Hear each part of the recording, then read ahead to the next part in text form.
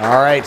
Hello, Czechia. Fantastic to be here. Great thrill. Thanks so much to Martin for helping me out and taking me from country to country. And thanks to everyone in the groups, and thanks to the donors. I don't know who you are, but you're great. Maybe you're here, maybe you're not. I don't know. All right. So today I'm going to talk about my book, The Myth of the Rational Voter. When it first came out in 2007, there was still actually a fair amount of lingering optimism about democracy. And I kind of feel like over time people have just...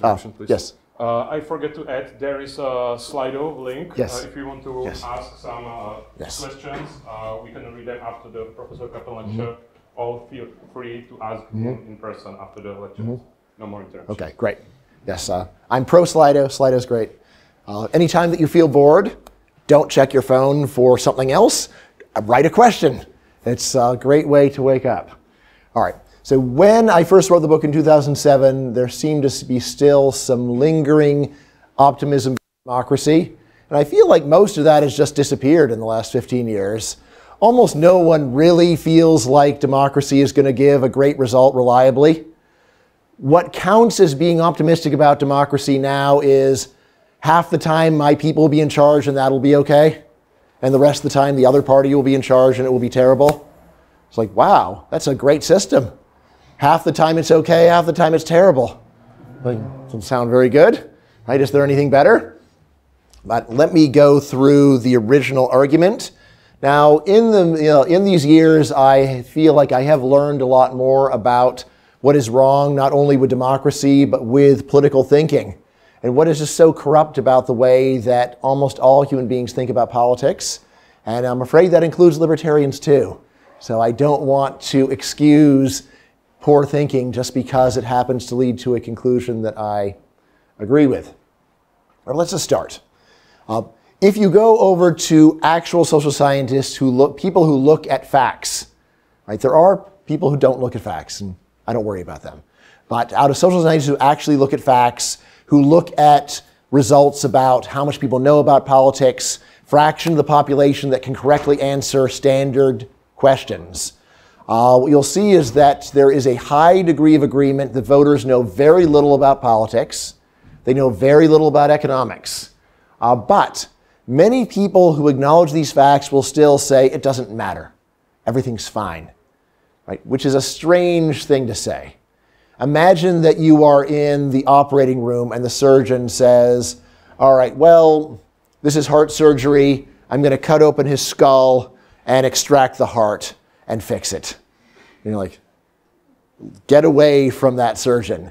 Since he does not understand anatomy, he is not fit to do surgery. And yet there are many social scientists who will say voters don't understand politics, they don't understand economics, but still they do a great job of picking people, all right, which seems hard to believe. All right, so how could it not matter? How could it not matter? The answer is if voter errors are random, if they are just as likely to be too high or too low, then basic statistics says that they will tend to cancel out, leaving the well-informed in charge. It's like a dartboard, right? You're throwing darts at a dartboard, right? The odds that you hit the bullseye, the center, right? You play darts here? You drink beer and you play darts, right? Are there dartboards in the beer houses? No? All right, there are. All right. Anyway, the odds that you will hit the bullseye, the center, very low. But you'd still be surprised if all the darts were 1 foot to the left of the bullseye. You'd expect to see some darts will be in one direction, some darts in another direction, too high, too low, too left, too right, but still clustered around the truth. All right. Now, what difference does this make? Well, if voter errors are random, then basic statistics says that they will cancel out, which will leave the well-informed in charge. Like, for example, suppose that 90% of voters actually know zero. They don't know anything at all. Right? You talk to people standing in line to vote, 9 people out of 10. You say, so, what do you think about Hitler? And they're like, I don't know. I don't know, like, who knows? I mean, like, maybe. They say, like, how are you going to vote? Well, when I get to the front, I'm going to take out a euro coin and flip it. And if it's heads, H for Hitler. And tails, not Hitler. All right, so imagine you have 90% of people know nothing. I thought, they really know nothing. And then only 10% of people, they know everything. They can tell you what Hitler ate for breakfast on the morning of May 5th, 1935. They know every little detail, but it's only one person out of 10, right? And you would understandably be very nervous about democracy to discover that 9 out of 10 people voting in an election where Hitler is one of the two candidates don't know anything about him. But as long as there is a large number of voters and as long as errors are random, basic statistics says that these voters will split roughly 45% for Hitler, 45% against Hitler, which then means that the people that decide the outcome are the informed, right? And let us optimistically assume the well-informed would not vote for Hitler, right? And so 0% for Hitler, 10% against Hitler. And then we take a look and we see, all right, 55% of people voted against Hitler, we are saved, right? But the point of this story is that you didn't get lucky. This is actually the normal result as long as people who don't know anything vote randomly and there's at least some informed people to tip the scales in favor of the better answer. All right, so the winner, according to the story, is whoever has the support of a majority of the well-informed, which is an amazing result because imagine a world where 100% of people were perfectly informed. Well, in a world where 100% of people are well-informed, what do you need to win in a democracy? A majority of the well-informed, right? And this says even in a world where they are a small minority, only 10%, still to win, you need a support of a majority of the well-informed. Therefore, looks like democracy in the real world works as well as democracy would work if everyone knew everything, which is pretty amazing. Which brings us to one of my favorite sayings in the world: if it seems too good to be true, then it probably is. Do you have this saying in check? If it seems too good to be true, then it probably is. Really? I think this might be the first country where people don't have it. So you don't have any saying like that at all? No, I think we say like, if this doesn't work, then it's probably the duck. If it doesn't work, it's probably the duck? No, it walks. Okay, all right. Well, anyway, but you get the idea. All right. Now, a good example of this is sometimes in America on late night television, there will be advertisements. And one of my favorite is, you can start your own alpaca farm. You guys know alpacas? All right, you can start your own alpaca farm. And they show just a regular person raising alpacas in their backyard in America. And they say, look, you might think that you can't raise alpacas, but you can. These wonderful animals, they breed like rabbits. Their fur is like silk. They cost almost nothing. Just buy some alpacas, and before you know it, you will be a fabulously rich alpaca farmer. All right, and I've never verified these claims, but I just watched the ad, and I think if it seems too good to be true, it probably is. I just don't think it's likely that I'm going to be able to become a great alpaca farmer and become fabulously rich by the power of alpacas. All right, so the key assumption of this miracle, yes, did I mention that? Let's see. That's actually the title of the slide. I should have mentioned that. So this result that democracy with a minority of well-informed voters works just the same as democracy where everyone is well-informed. People call this the miracle of aggregation. The miracle of aggregation, you know the word miracle, right? Miracle. All right. Why is it miraculous? Well, it's like alchemy, lead into gold. We take a population that is 90% lead, 10% gold, do statistics, and suddenly the population is just as good as one that is 100% gold. That seems like a miracle, and that's why people call this the miracle aggregation. Now, the key assumption of the miracle aggregation is that voter errors are random rather than systematic, that they are like those darts on the dartboard that all cluster around the truth in every direction. Right? But what evidence is there to actually believe that voter errors are in fact random? All right, very little. When I first started working on this project, I will confess, I never believed that voter errors were random. I always thought voter errors were systematic, but I did think that I was going to have to argue very aggressively against a large body of research saying that the errors were random. When I actually started researching it, what I found was that almost no one in academia had even tried to show this was true. All right. So when I would talk to economists and say, well, why do you think that voter errors are random? They would give a definitional argument of, well, it would be irrational if they did not have random errors. And how do we know it's irrational? Because that's the definition of rationality, that they wouldn't do that. All right. So that's not an argument at all. Right? That's just tautology.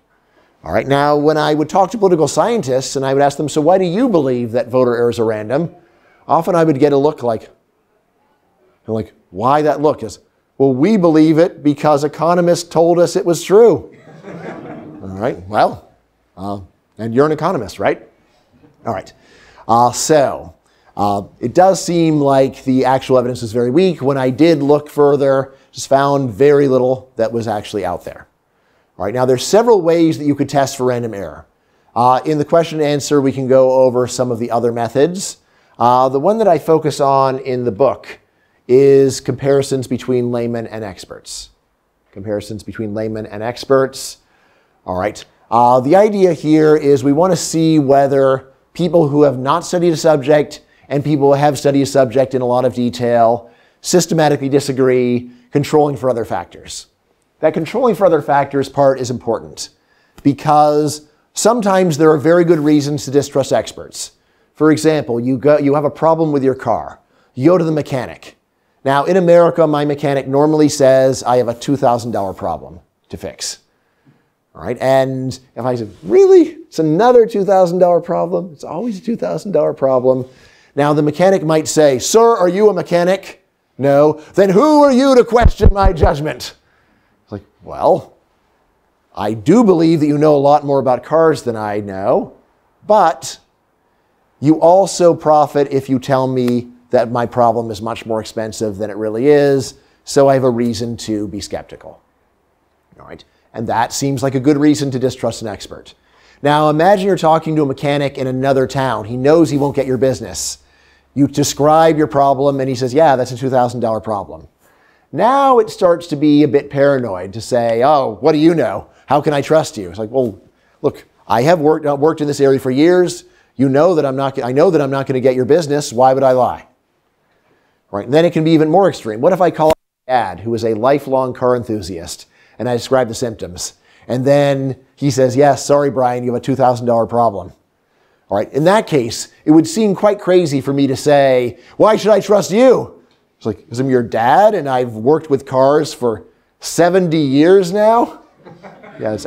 Once I was with my dad and a bunch of his car collecting friends, and I said, who here has been driving the longest? Right? And my dad started driving when he was 13, right? On the streets of old Los Angeles. But there was another guy there who'd been driving even longer than he had. All right? So he has that much experience. I know that he loves me. It would seem very strange for me to say, well, I don't care what you think. What do you know? Right? Why should I trust you? That would be a case where he has studied it for so much more. His motivation is right. So it would seem like it would be reasonable to defer to him. This does not mean that he is infallible. He could still be wrong. But nevertheless, for someone who knows very little, the obvious way to approach the question is to trust someone who knows a lot more. All right, now the key assumption of this approach is to say that if laymen and experts do systematically disagree, then that is a good reason to think that the experts are right and the public is wrong. Not absolute proof. It's just a reasonable presumption. Now, the result is that when you apply this method, we can see very large systematic disagreements on important political questions. Most notably in economics, which is what I focus on in the book, although there's many other areas where the same result applies. All right, what are some of these? Now, there's a lot of different data sets. I do talk about other ones in the book. The one that I rely on most heavily is something called the Survey of Americans and Economists on the Economy. It was done in 1996. I actually was heavily lobbying the original surveyors to redo the survey on its 25th anniversary. Even before COVID, they said, no, we don't want to spend $500,000 redoing the survey. And then, imagine I had gotten them to say yes, then I'm almost sure they would have canceled it for COVID. So I would have been excited, and then it would have turned out, no, they're not going to do it anyway. All right. But anyway, when you apply this method, you see that this miracle of aggregation very badly fails. There are wide, large, systematic disagreements between what laymen think about the economy and what experts think about the economy. All right. Just to give you some of the main patterns. One big one is what I call anti-market bias. Obviously, many economists criticize the market. In fact, most thoughtful criticisms of markets come from economists. When people tell you, oh, economists are just a bunch of market fundamentalists, well, where do you think market failure arguments come from? They come from the economics profession. So it is very strange to say that economists have this uniformly favorable view of markets. But still, I will say that economists have a much more favorable view of the social effects of markets than the general public does. Right? And in fact, the way that economists and the public approach the question is fundamentally different. Non-economists, laymen, will often look and see, is there someone making money off of this problem? Then there's a market failure. Economists have almost the opposite approach. Like, can I think of a way to make money solving this problem? If I can, then the market will solve it. The real market failures are problems where I can't figure out a way to make money solving the problem. I can't figure out a way to make money by cleaning the air. Therefore, there's a market failure. That's very different from these rich companies are making a pile of money building houses. That's a problem. Okay, so some examples of anti-market bias. Of course, there is the big one of communism. If we just expropriate all the private property and have government run everything, everything will be great, right? Why? Because there'll no longer be any profit. Problem solved, right? So, see, most of you are too young to actually have firsthand experience with this, but hopefully you've heard stories. This was not how it actually worked. When government took over markets, the result was not low prices and abundance. Rather, the result was low quality and scarcity. Many examples of this, just to talk about one of my favorite ones. In the United States, people really resent toll roads. They do not like to have to pay to drive. One morning, I was driving down south to this very talk at the University of Virginia, and I noticed that on the other side of the road, there was a traffic jam like 5 miles long. All right, and I realized this is a problem that every economist in the country knows how to fix. Namely, raise the price of driving during rush hour from 0 to something. That would be the solution to the problem. I did kind of want to roll down my window and scream out, peak load pricing now. It's not, you're paying in time instead of money. Right, but they couldn't have heard me anyway. Wouldn't have worked. But that is just one example of the resentment. And again, if you go and talk to people about this, usual reaction is, I know that wouldn't work. That wouldn't change anything. Everyone would drive just as much because, as my dad likes to say, people need to drive. People need to drive. Right, so that's one reaction. Like, well, at what price? This is especially odd because my dad also won't go anywhere where he has to pay for parking because he also believes that parking should be free. So it seems like Europeans are not quite as crazy about paying for parking. Americans also do not like to pay for parking. All right. So this is one example. Another one of my favorite ones. Should you be able to sell your kidney? Right? Everyone here has probably 2 kidneys. You only need one. And guess what? Over at the hospital, there's some people on dialysis who could really use that kidney. But if your country is anything like every country in the world except Iran, you are not allowed to sell your kidney to someone for money. You can give it away, but you may not sell it. Right? And what is the result? The result is that a lot of people die of kidney failure or they are miserable in dialysis. And meanwhile, millions of valuable kidneys go to waste because you don't really need a second kidney. Right? It's barely any effect on your life expectancy. Surgery, it's pretty easy. You're like in and out in a couple days. Now that you know this, does anyone want to leave and donate a kidney? Right? I mean, well, feel free. You could do someone a great service, but you won't be paid for it. Now, the funny thing is, once I was actually at dinner with a table of Marxist economists. Marxist economics professor and Marxist graduate students. And I said, okay, I'm never going to get another chance like this. All right. So, all right, what do you guys think about legalizing the market in human kidneys? And the graduate students were there saying, well, I understand the argument, but I'm worried about the poor. And the professor said, we must do this. It will save tens of thousands of lives per year. And this is a case where the knowledge of economics was so powerful, it destroyed the Marxism. Whereas my dad, who is a staunch Republican, if you give him this idea, he would say, that's terrible. You shouldn't be able to sell your kidney. Like, just think about it, how awful it would be. Like, I have thought about it. It could be great. Right. All right, so anyway, these are just some examples. Another one that I talk about is anti-foreign bias. You can eventually usually talk an American into thinking that when one American buys something from another American, probably they're both better off. But if you say Americans buying something from Czechs, horrors, right? No, what is it? The Czechs are planning something bad. There's a conspiracy, right? They have a plan. They're going to sell us their beer, and then they will destroy the American beer industry, and then they will jack up the price, and we will have no choice but to pay inflated prices for beer forever. That is your plan. Could be the plan. All right. Anyway, this is again a very strong pattern. Non-economists are protectionists. They're, of course, very strongly opposed to immigration.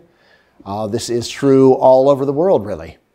Right? So even Hong Kong, there was actually in the late 1980s some very interesting survey done of public opinion in Hong Kong. Hong Kong famously had been the most free market country in the world. It had taken them from extreme poverty to extreme riches. They were within sight of a communist despotism, still in horrible poverty. And they asked the Hong Kongers some questions about policy, and they found out, wow, people in Hong Kong are protectionist. People in Hong Kong favor the minimum wage. It's like, oh man, even living in Hong Kong does not change your mind about these policies. Right? But in any case, anti-foreign bias, thinking of the the social benefits of interacting with foreigners as being especially low and bad. All right, another pattern that I talk about is make-work bias.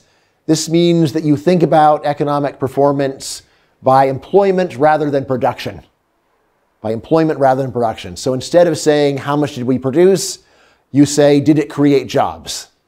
Right? Milton Friedman long ago said, look, here's a really easy way to create jobs. Take away shovels and give people spoons instead. All right, so you can't dig a ditch with a shovel. Here's your spoon. All right, now we have more jobs for people that are digging ditches. Great. Right. Now, when you think about it, well, look, yes, that would create more jobs, but we would be wasting valuable labor. Yes, exactly. Right. This is really the story of economic progress, figuring out ways of getting more output from the same number of people. And when you do this, normally you want to take some of those workers and have them do something else. This is obviously true at the beginning of the Industrial Revolution. For thousands of years, most of humanity worked in agriculture. Then new technology comes along, tractors, fertilizer, harvesters, right? New machines that allow one farmer to grow much more food. Obviously, the result is not that everyone starts eating 100 times as many calories, right? That would kill us. Right? Instead, the result is that a lot of jobs are lost in agriculture. At this point, people normally panic and say, this is a disaster. People are losing their jobs. And the economist is there to say, no, it's actually really good. How is it good? Well, the people who lose their jobs will find something else to do. This answer is true. It is also totally unconvincing to almost everyone. Right? When you say, look, well, what do all the unemployed farmers do? Something else? Something else. Like, oh, great, professor, that's your answer. For thousands of years, 99% of humanity works in agriculture, and you think there's something else for them to do. Yes, what is it? If I knew that, I wouldn't be talking to you, I would be doing the something else. Anyway, of course, the something else was the Industrial Revolution. The Industrial Revolution led to greatly expanded employment in manufacturing, but that too did not last. Eventually, we got so good at producing machines and using machines to produce things that employment in manufacturing started to fall as well. At this point, like who would foresee, well, I think we'll invent some kind of an internet and there will be YouTubers and there will be podcasting. It's like, what are you talking about? Right? You know, imagine even explaining the internet to someone 100 years ago and just how confused they would be by the description. And you say, yeah, this is going to be a major source of employment. Like, I don't even understand what it is. How can it employ people? I don't even get what you're talking about. Right? And yet, of course, the answer is, well, we'll figure it out when we get to it, because there's always something else that you can do with human labor. In recent years, when I talk to audiences about immigration, actually, people often say, well, look, we're like, machines are already destroying almost all of our jobs. Why do we need more immigrants? They'll say, yeah, the first thing you said is just totally wrong. Machines have not destroyed all of our jobs. In fact, unemployment rates in the US before COVID were at a 50-year low. So what are you talking about? It is just not the case. When we have new ways of production, we figure out which make old jobs obsolete. We figure out something else to do because human labor is so valuable. And why don't we figure out in advance? Because business is not there to deal with hypothetical problems. Businessmen are not philosophers. Philosophers will sit around all day saying, you know, what would really happen if everyone could see the future? All right. And then what would that mean for human knowledge and free will? All right. This is something a philosopher will ask. That's not what you do in business. In business, you say, like, is there actually a way to make money doing this? Like, well, it doesn't even exist yet. All right, well, then forget it. We'll cross that bridge when we come to it. Do you have that saying in Czech? We'll cross that bridge when we come to it? All right, what are your sayings? There was a shortage of sayings, so you need more sayings. Sorry. All right. Anyway, so it is easy to understand during recession that people get very upset about unemployment. But again, the long-run pattern is that the way that you get economic progress is by allowing progress to happen, which does hurt people in some industries, but then you figure out something else for them to do, and then in a short order, new things are happening and progress continues. Right? Who would want to live in a country where they saved all the jobs of 150 years ago? Right? That would be basically the poorest country in the world right now. Right?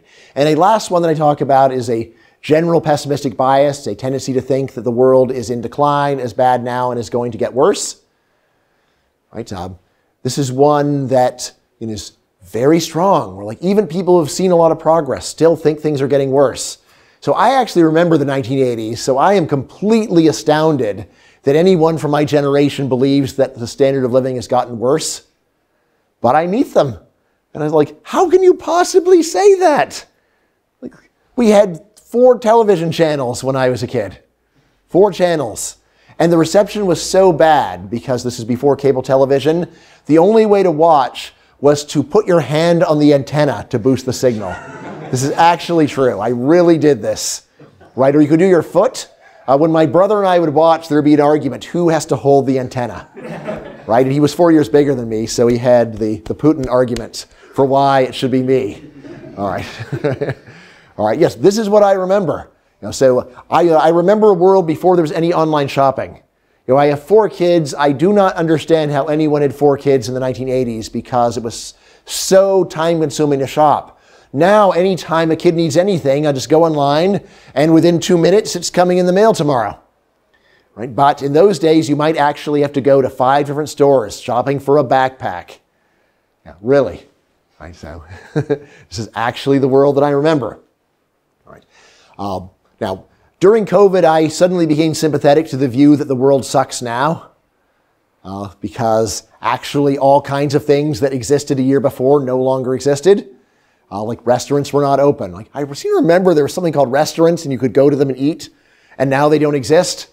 Right? So obviously it does not mean that it never happens and things get worse, but rather that the general pattern is for improvement. All right, well, happy to talk more about this as we go on. Now, could it be that it is the experts who are biased? Very fair question. Right? Could the experts be biased? The people who know the most about Marxism are usually Marxist fanatics. Right? So should you believe them when they say Marxism is true? No. I mean, I would believe them about, well, what did Marx say in Volume 1 of Capital versus Volume 2 of Capital? That's something you know about. Once I was actually at lunch with a group of philosophers and I said, you guys are clearly experts at something. What is that thing? Right? And they had very good answers. None of them said, we are experts at getting to philosophic truth. No one even pretended to believe that. What they said is, we are experts at pointing out flaws in other people's philosophic arguments. And also correctly stating what other philosophers have said. And I said, all right, so you do have an expertise, but it's not in figuring out the truth. Yeah. Could it be the experts that are biased? Well, if all that you say is that you experts are biased and you don't give any more details, it's very hard to show that's right or wrong, but it's also not very convincing. It's a lot like someone who is accused of a crime. They testify and they say, look, all the evidence seems to be against you, but you say you're innocent. Right. Well, what's your explanation for why all the evidence is against you? And the accused says, I'm being framed. You know, I'm being set up. Like, what's check for framed? You know what I mean? When people fake the evidence to make you look guilty, what's the word? Not as easy to express. What's that? It's not as easy to express. All right.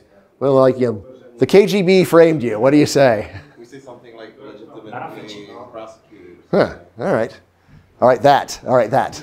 Okay. Now, anyway, so imagine you're there and you say, I was framed. I was illegitimately prosecuted. And then the person says, by who? And you say, I don't know. How? I don't know. Why? I don't know. All right. You're still going to jail if that's your story, because anyone could say that. The guiltiest man in the world could just say, I'm being framed by unknown people using unknown means for unknown reasons. You could always get off if you would accept that excuse, so of course you won't. Similarly, if you just say, look, the experts are a bunch of liars, you can't trust them. Not a very good story. So normally critics of economics or other fields, they'll have some specific story about why the field is not trustworthy. For economists, there are two main stories. So one is what psychologists would call self-serving bias. This is like the classic Marxist story of economists are capitalist running dogs. They've been bought up by the bourgeoisie. The Koch brothers have paid them a pile of money. That's why they're telling you this good stuff about free trade. That's why. So that's one story. Or you might just say, look, of course economists think markets are good because economists are rich. They got job security. They're white. They're male. The system works for them, so they imagine it works for society. Another story that people often told is ideological bias. This one says, look, of course economists believe this stuff because economics is run by a cult of market fundamentalists, not Marxist fundamentalists, but market fundamentalists.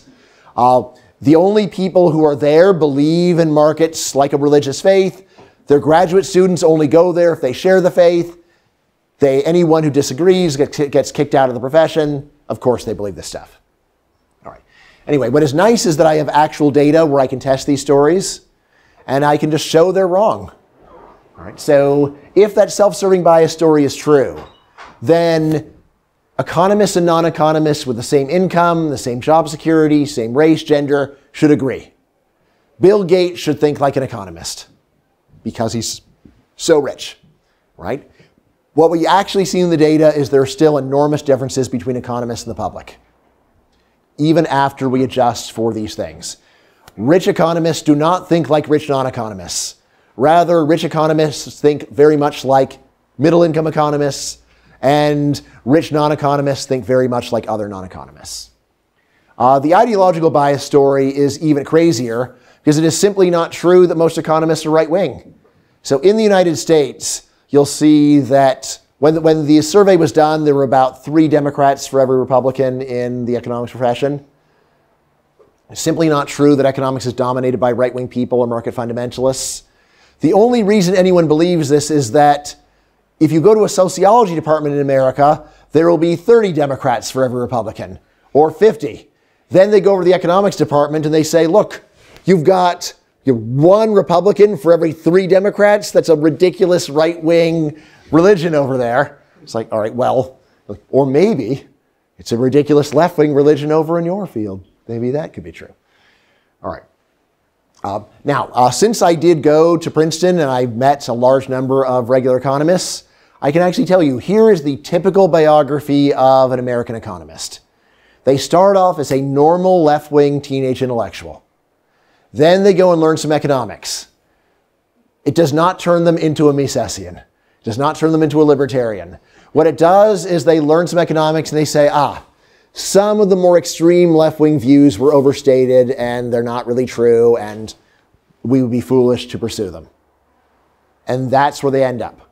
So typical American economist still retains the left-wing values, the general left-wing outlook that he had as a teenager, but he is moderate compared to the people that didn't learn economics because at least he knows about opportunity cost and trade-offs and incentives. All right.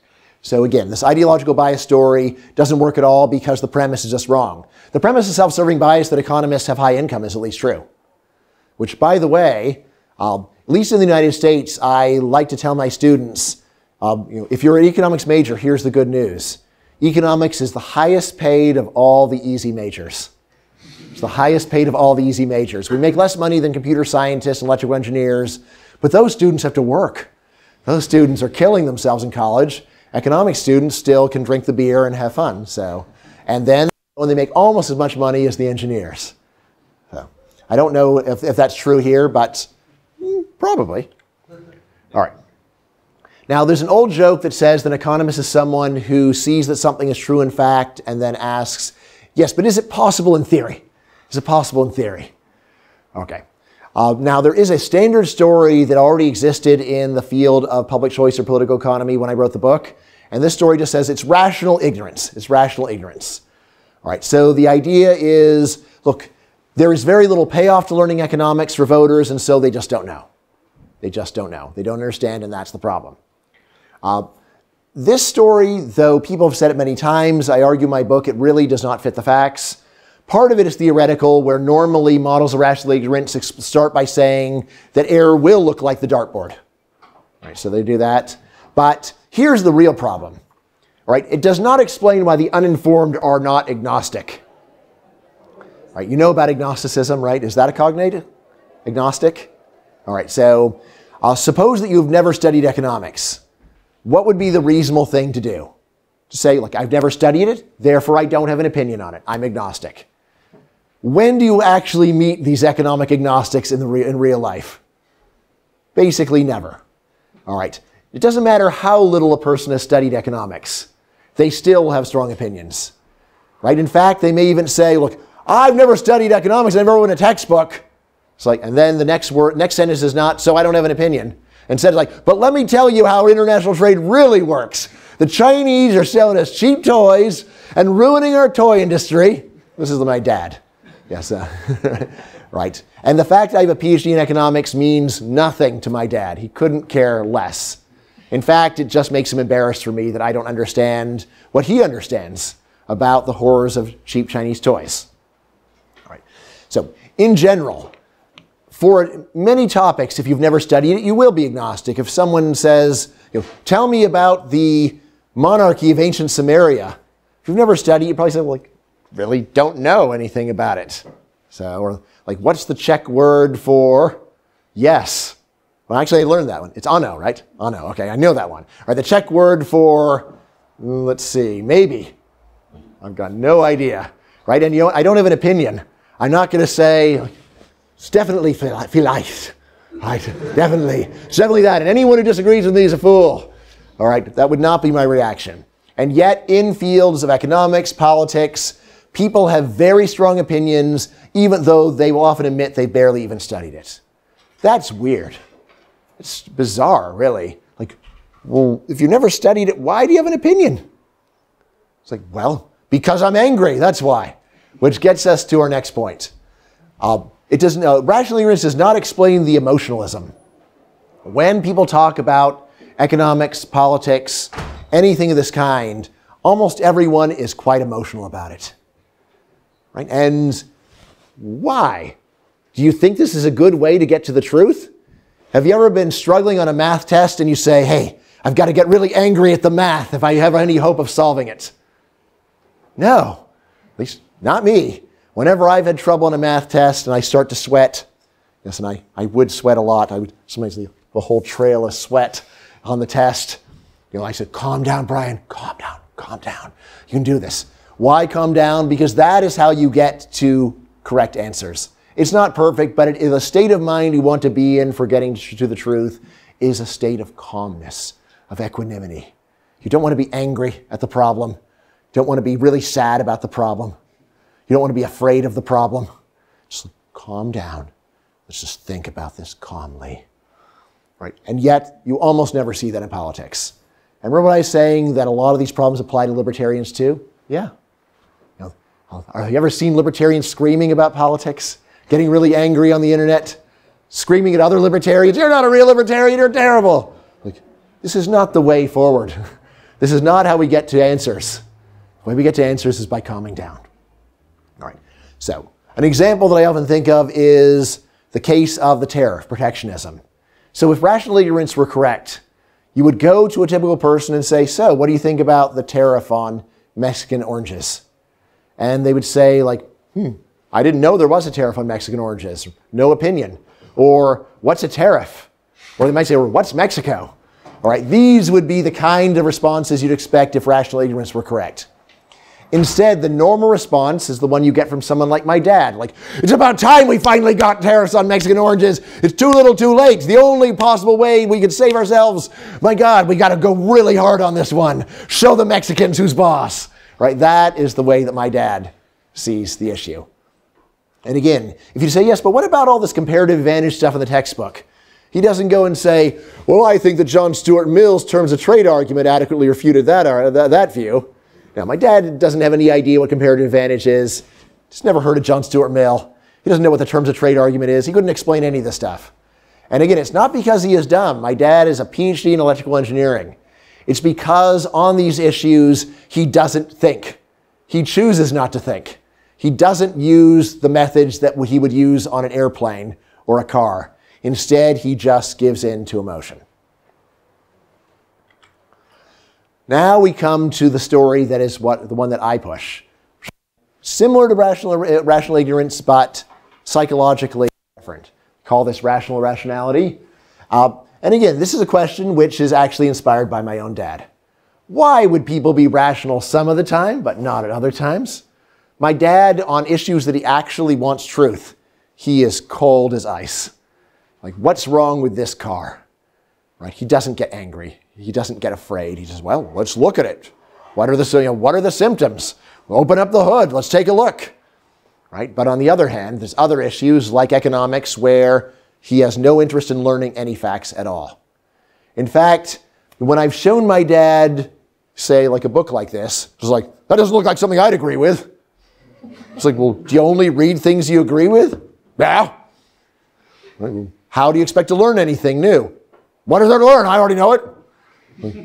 Wow, it's amazing that you could know so much, knowing so little. All right.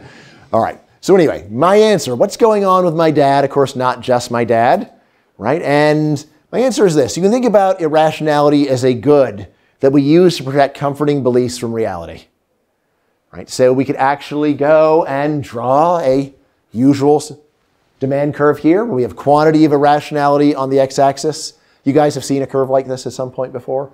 All right, and we have the price of irrationality on the y-axis. Of course, there's a price in terms of negative consequences for you. You don't go to the store and say, I want to buy some irrational beliefs. Rather, it is reality that charges you with changes in behavior. All right? And start with the general idea, as the price of irrationality goes up, people will be more rational. They will buy less irrationality. All right. Now, again, why would you want to protect comforting beliefs from reality? Well, because being emotional feels good. Right? Responding to issues emotionally is the normal human response. It takes effort to not do that. All right? And I'm a human being too. Right? When heard about the invasion of Ukraine, my instinctive reaction is, like, the Russians must be destroyed. Like, oh wait, that would lead to World War III. Right, okay, all right. But if you know about many wars people don't go past. The enemy must be destroyed. It's like, you're going to lose, so what are you talking about? It's like, no, we won't. We're the greatest people in the world. Yeah, but they outnumber you 10 to 1. So sorry, you're going to lose. Oh, no, can't believe it. All right. Now, in the real world, you can say there are some errors that are costly and others that are not. So having false beliefs about how to fix a car when you're fixing a car is costly. having false beliefs about what the properties of items that you buy at the grocery store are. You say, hey, this is going to be really tasty. You put it in your cart. Oh, actually, it tastes bad. All right, you've just wasted your money. Right? But there are some fields where you can believe anything at all, and the consequences are basically nothing. So fields like religion, philosophy, politics, you can believe anything, and what happens to you? The same thing that would have happened to you otherwise. Right? So suppose you believe the world is 6,000 years old, according to the Bible. What happened to you as a result of that today? Like you woke up, looked around, and said, well, the world's 6,000 years old. All right, and now I'm going to go and I'll pick up some water. This water is 6,000 years old too. Tastes 6,000 years old. Right? You go through your life. It doesn't make any difference whether you believe the world is 6,000 years old or 6 billion years old. It is an abstract belief with basically no practical effects. So the incentive to believe anything different is really low. And if someone is emotionally inclined to believe the crazy view, then they probably will. All right. Now, a crucial way to think about this, I am very fond of making public bets with people. So right now, I have had 23 bets realized. I've won all 23 bets. So yes. All right. I almost lost a bet about Brexit. I was 1 month away from losing. And then we had 3 extensions, and I won anyway. All right. So yeah, great. All right. Now, I'm happy to admit that one was close. Although the guy that I bet had said something so extreme, and I offered him something much more favorable, and then turned out that the favorable thing was close. So this was political writer Mark Stein. And around 2005, the European Union was on the verge of collapse. All right, and then I bet him, and I said, hey, I'm going to bet you that not a single current member of the EU with a population over 10 million will leave the EU by January 1st, 2020. And I bet him, so this bet was 10 years, it was like around 2010 is when the bet happened. He accepted the bet and sat around saying, all right, well, that's fine. That's not going to happen. All right, now, of course, I did get close to losing, but his original claim was still crazy. Right? One country leaving is not collapse, right, by any reasonable standard. Now, my new blog is actually called Bet On It, which reflects this interest in betting that I have. But here is the interesting thing that I've noticed about people's political claims. People will make ridiculous emotional claims about politics. Things like, Hillary is going to win the election for sure. It's impossible for Hillary to lose. If you really believe this, and someone said, great, how about we have a bet with 10-to-1 odds? You should say, idiot, yes, great bet. I'll take your money. And yet I've noticed that almost no one will accept bets like this. Even people who are highly emotional, making claims that they see the future with perfect certainty, yet I can still not get them to bet me their house against my $1, which is implied logically by the position they've stated. Now, what's going on? One story is just the people are lying, and they just claim to have this knowledge of the future, and they know that that isn't true. This could be, but it just seems really hard to believe that my dad is lying when he tells me that he knows how everything works in economics. He's sincere. He is sincere, but his belief is still very superficial. You know, I couldn't get my dad to bet on anything. It'd be a little odd because I'm going to inherit anyway. So it's now he, right? But when I go and try betting strangers about their political claims, normally, when do I bet them? I bet them when they say things that are wild, emotional, hyperbolic, exaggerated claims. And as soon as I offer a bet, I notice almost everyone suddenly changes their attitude. Suddenly it's not, yes, y'all bet you. Rather, it's like, oh, wait a second, someone wants to bet me. This could be embarrassing and I could lose money. It's like, well, what do you mean by that? Now suddenly we're having a fruitful conversation. Why? Because we raise the incentives to be right or wrong, and the degree of rationality immediately rises. Someone who previously was a raving lunatic is now a calm lunatic, right? Or maybe even a calm, reasonable person. So this, to my mind, is one of the best ways of understanding this principle, is that normally in politics, you can say whatever you want for free with no consequence, and therefore we see people saying things that are just ridiculous. And again, this includes many libertarians say things that are ridiculous. So like, the free market would completely solve this problem, no doubt. So completely solve this problem by what date? What counts as a complete solution? It's like, well, all right, so Once you offer a bet, then people do really change their tune, and they say something much more reasonable. Probably one of my favorite, well, actually one of my least favorite things that libertarians will say is, the effect of this government program can only be to X. There's only one possible effect in the entire universe of this program. The only possible effect of subsidizing education can be to reduce the quality of the education. Maybe. Maybe the effect will just be that we'll get more of the same low quality. The quality's already low. Will spending more make the quality worse? Maybe. Right? But, of course, the word maybe is not very popular in political discourse. Here's another example that I really like. Have you ever heard a politician talking about a war say something like this? There's a 50% chance we will win, 30% chance that we will tie, 20% chance we will lose. Those are good odds, let's fight. No one says that. Instead, people say, victory is assured. Victory, final victory. Full of the confidence of final victory, we will fight on. Come on. How can you say that?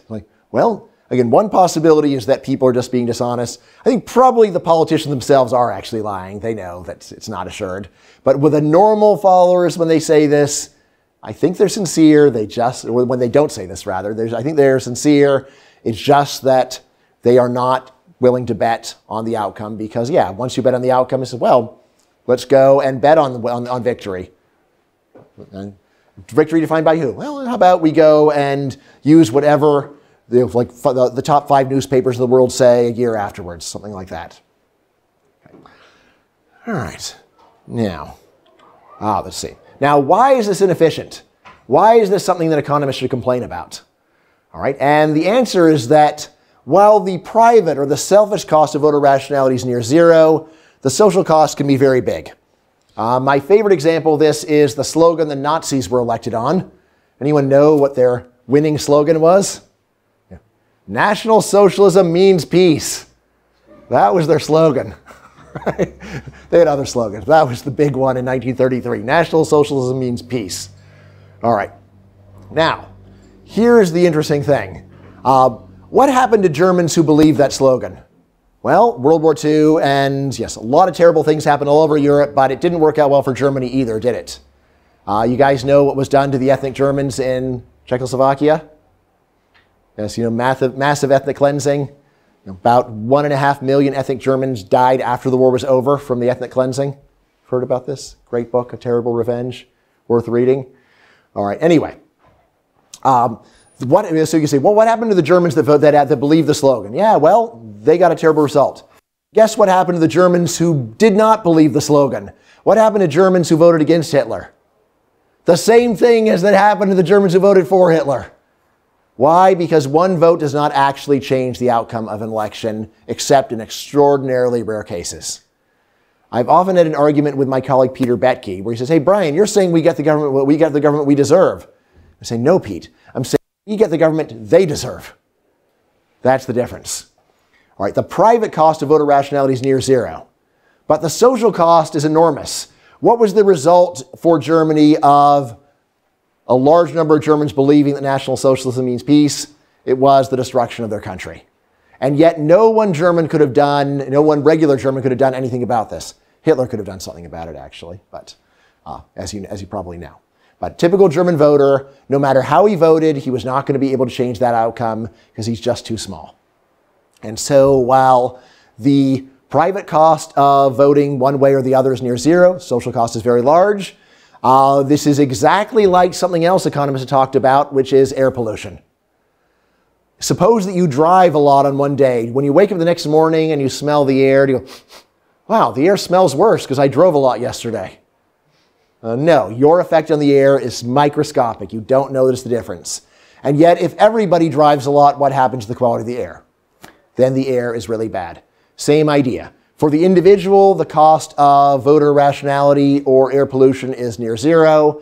But for society, on the other hand, the cost of being in a world where people vote irrationally or a world where people drive a lot is that you have a bad overall social outcome. What this does mean is the majority can be better off if it does not get the policies the majority votes for. Once I was actually at a table where there's a student from Egypt. This is before the Muslim Brotherhood took over Egypt. All right, and so the graduate student from Egypt, and he said, this is the same argument that Mubarak gives for why we shouldn't have democracy in Egypt. And I said, so is Mubarak right? And he's like, well, yeah. I was like, well, it's not my argument then, it's your argument. Don't blame me, right? But it's possible, right? And then guess what happened? Yeah, Mubarak was kicked out of power. They did have democracy for a year or two. The country almost fell into total bloodbath, and then there was a military coup that put things back to being not totally awful. All right, that would be an example. All right, let's see. Now for remedies. Since this is Students for Liberty, I say, look, here's the really obvious remedy. Liberty is the remedy, right? Liberty over democracy. Now stop thinking of democracy and liberty as being the same. They are not. Like, liberty is about individuals being able to do what they want with their own bodies, their own property. Democracy is about the majority being able to tell everyone in a country what to do with their own property and their own bodies. Now, of course, many countries already have this to some extent. For example, in the United States, we have the First Amendment, which specifies the rights of free speech, the rights of free religion. What this says is that you are allowed to say anything you want. You can practice any religion you want. Government leaves you alone. We don't vote on it. We don't have any vote on on what you're allowed to say. We don't have any vote on what religion you can believe in.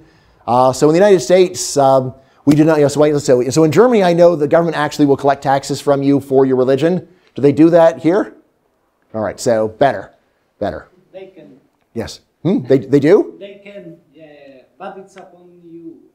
Yes. So what I understand in Germany, like if you go down to the tax office and you say, I belong to no religion and I will pay no tax to any religion, then you can get out of it. But otherwise, they just say, yeah, your parents are Catholic, you're Catholic, here's the Catholic tax. Pay up, sucker. All right. So from a libertarian perspective, like the number one most important answer to what's the alternative, what's the remedy, is to expand the realm of freedom, contract the realm of democracy. Stop thinking of democracy as a way that people achieve their freedom, which is an incorrect reading of the situation.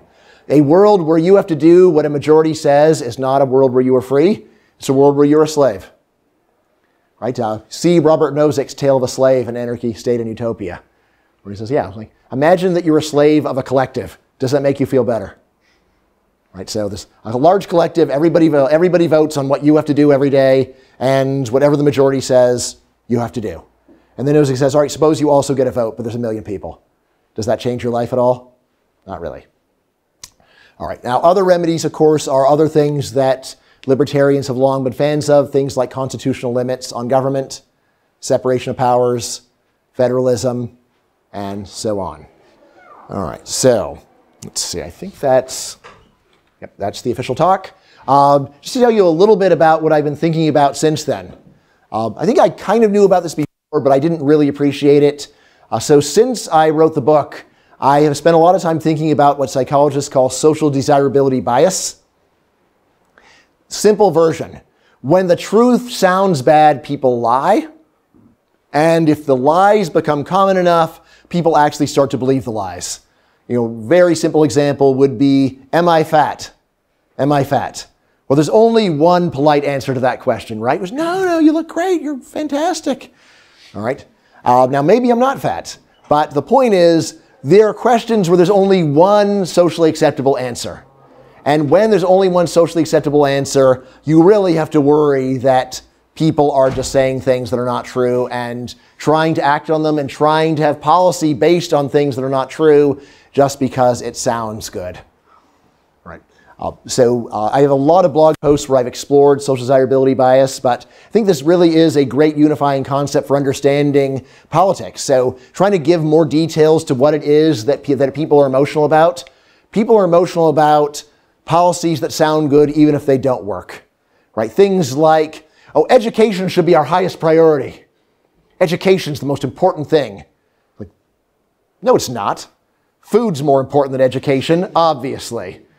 Right? And yet people say nonsense like education's the highest priority. This sounds really good. Everyone says, yes, education's so very important, yes. Around the world, I have not been able to find a single country where a majority does not favor spending more on education. Why? Because education just sounds so good. Like we'll have children and teachers and we'll teach them things and the teachers will be really nice and they'll learn about the world and they'll explore their minds and right, like blah, blah, blah. Right? Yes, that's a bunch of wishful thinking, but what's actually true? What kind of a monster are you asking what's actually true? I'm the kind of monster that's trying to not waste taxpayer money. That's the kind of monster I am. So anyway, this is my view about that is expanded about how, what is really going wrong is just that in the real world, there are many good things that sound bad. There are many bad things that sound good. And what does politics do? Adopt the bad things that sound good. Most obviously in democracies, even in most dictatorships. Most dictators do not want to be hated. They care about public opinion. And so what do? They demagogue.